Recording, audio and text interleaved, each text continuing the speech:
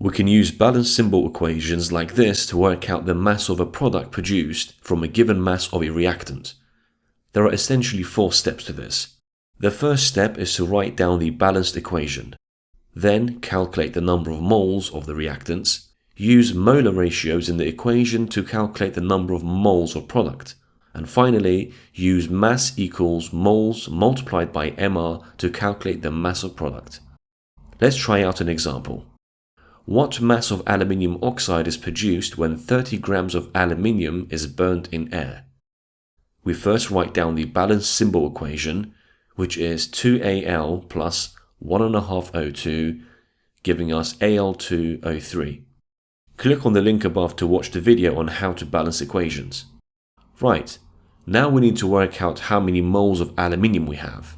That's 30 divided by 27, which gives us 1.1 moles.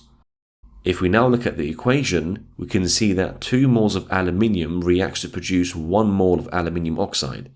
So the molar ratio is 2 to 1. That means 1.1 moles of aluminium will produce 0.55 moles of aluminium oxide. The final step is to work out what mass 0.55 moles of aluminium oxide is. The mR of aluminium oxide is 102. Multiply this by the moles and we get 56.1 grams. If one of the products of a reaction is a gas, we could use the same method to work out the volume of the gas produced. Here's a question. What volume of hydrogen is produced when 10.35 grams of lithium reacts with water? Again, write the balanced symbol equation. Work out the number of moles of lithium. The ratio is 2 to 1.